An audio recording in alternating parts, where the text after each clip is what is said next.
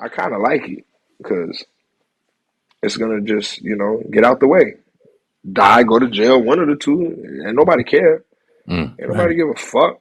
Get out Mm, the way. Move, make room for a motherfucker that's really gonna handle their business. That's cool. Ain't no pressure. If mm. you don't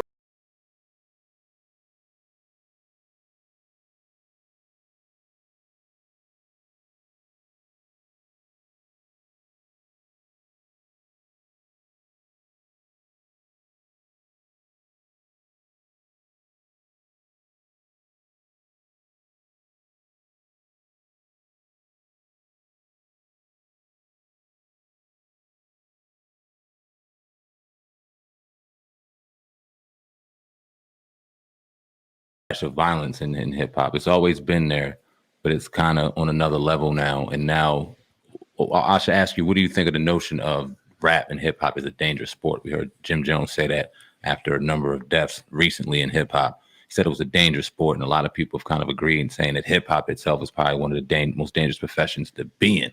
What's your thoughts on that? um you got a bunch of young millionaires. What the fuck you think was gonna happen? You think niggas was gonna kumbaya, my nigga? You got a million? I got a million.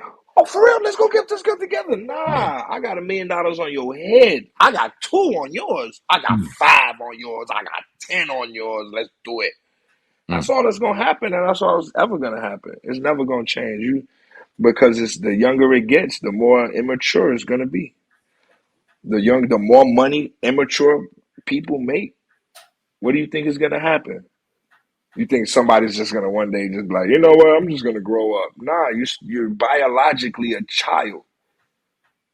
There's no way of speeding up your growth process, man. Biologically, your fucking brain is still growing. Yeah. Your fucking body is still growing. You won't even fucking real. You think, yeah, nigga, what you like now, you might not like it a year from now, 6 months from now, 5 years from now, if you make it. Mm-hmm. So the decisions you making as a fucking immature motherfucker with a bunch of money, and just because you think you got money, that's the trick. That's the whole trick for a young hothead. The money. That's the whole trick out of your freedom, trick you out your life with it. You know what I'm saying? That's all that's gonna happen. But thank God you got artists such as Lil Baby, Mm-hmm. you know, Bobby Fishscale. Uh, I like Corday too, man. Mm-hmm. Like what? I like Corday, man. You got some youngins that's expressing a responsible artist. You know what I'm saying? Profile about themselves, aura about themselves. You know what I'm saying? They they got substance. They rap real good, and they're not out there catching a charge every day. You know what I'm saying? Cause they watching that. The Jits is watching that shit. I call them the leaders of the new school, man. Or You know. Then you got, you know, bunch of under 21s, under 25. Imagine, you know what I'm saying? Imagine, a whole bunch of gunplays out there with a whole bunch of money. Right. yeah. The young gunplay, the snorting Columbia in front of police that I bought it from gunplay. Mm. Imagine that imagine the pistol whipping the tax nigga gunplay, and you got 150 of them that 100,000 of them motherfuckers is every day pop up like gremlins. A new one pops up and got more money than the last one Mm-hmm. and got more bodies than the last one and finna do more damage than the last one. You see what I'm saying? So, I kind of like it because it's gonna just, get out the way. Die, go to jail, one of the two, and nobody care. Mm. Ain't nobody Right. give a fuck. Get out Mm. the way. Move, make room for a motherfucker that's really gonna handle their business. That's cool. Ain't no pressure. If you Mm. don't know, if you don't see the blessing that God gave you, you know what Hmm. I'm saying? If you don't see it, that shit. After he gave it to you, and after you, it's all the way piled up to the roof, and you got everything you ever wanted in your life at an early age. If you don't see that, you still waking up choosing violence, and you choosing to be an asshole, and you choosing to just, you got to prove something to the world. You better prove something to your mammy. Yeah. Prove you could go buy her a house, two, three of them. prove you can stay out of jail long enough. That's what a nigga need to be proud of. You know what I'm saying? Anybody could buy a chain, a watch, a car, a house, fuck a Mhm. bitch. You know what I'm saying? I'm still waiting for that. I still haven't got that yet. You know what I'm saying? I want my mama to see me. You know, she proud of me of staying out of jail and shit like that. But I want her to see me be at my full potential. Mhm. Right. You know what I'm saying? That's what I'm. That's my main fuel for my fire now is for respect for my music and let my mama see me. You know, like all right, I know I see. I bet I ain't raised no piece of shit. I thought I almost did. Woos. You had me nervous there, Richard. If you You could know? rewind the times, heard you telling a story about I think he was driving around in a car and one of Rick Ross's early songs, "Hustling," I think it was, hit the Hustling, yeah. radio. What would you do different? You know, being a young man and hearing that song, you said when you heard that song, you knew y'all was on, y'all got on. What would you do different being in that situation now if you had the wisdom that you have today coming Ooh, into that success? I would have. First of all, I would have saved a lot of money. I Yeah. would have put a lot of money up. I would have saved a whole heap of money. I would have took care of my personal life first. I wouldn't have. I would have. I would have treated the touring, treated the lifestyle as just a job instead of my lifestyle. You know what I'm saying? Come home with the lifestyle. Mhm. Talking to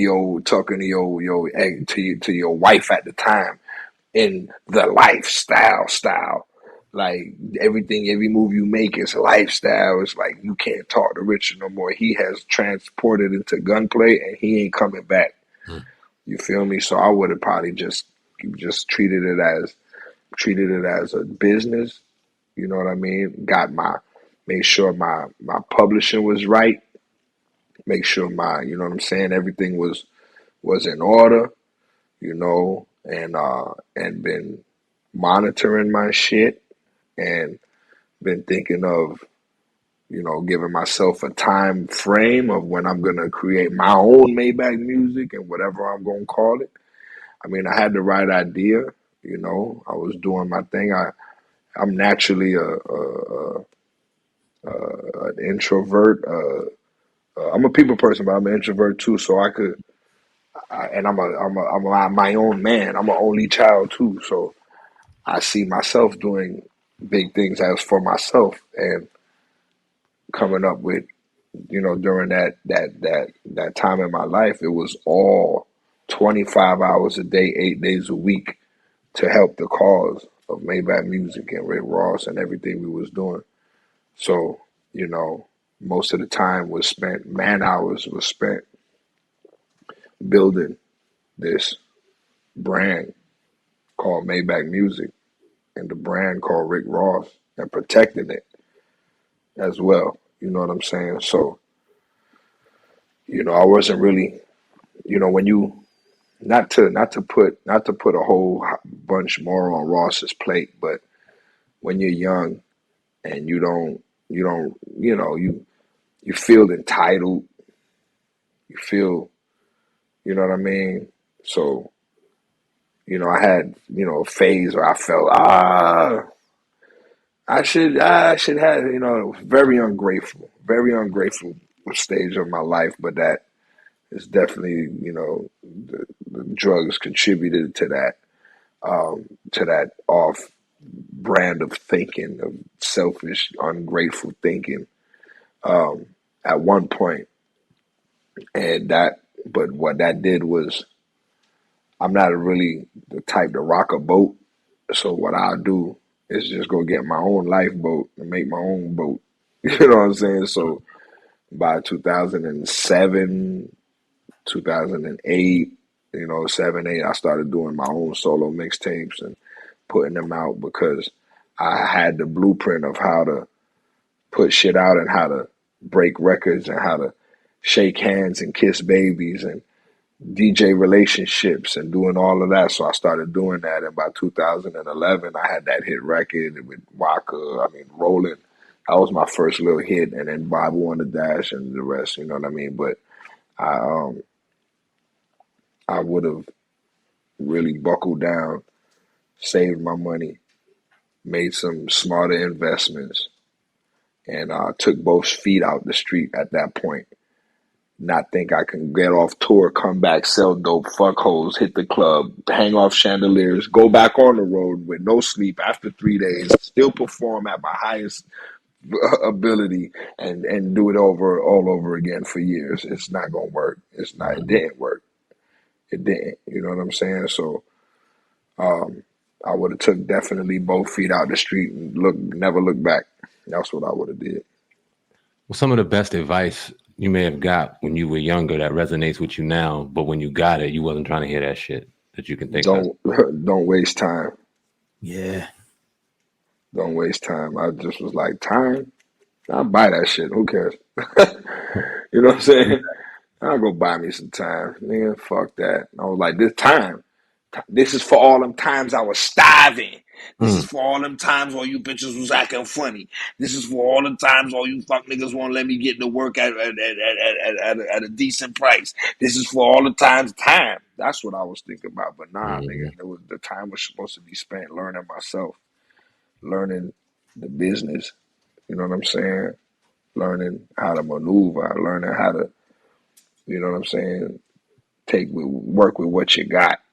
You know what I mean? Work time and my family, spending time with my family.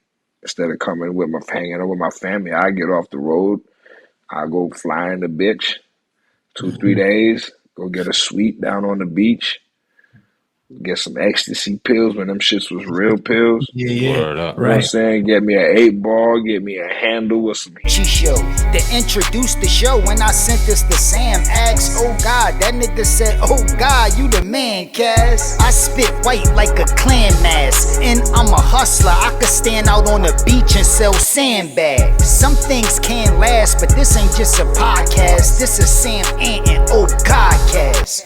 Hip hop uncensored is the vibe, so subscribe. Hip hop uncensored is the vibe, so subscribe. Oh God, driving Sam Ant riding passenger side, and you heard it out the mouth of the greatest rapper alive. Hip hop uncensored is the vibe, so subscribe. Hip hop uncensored is the vibe, so subscribe. Oh God, driving Sam Ant riding passenger side, and you heard it out the mouth of the greatest rapper alive. Go gang.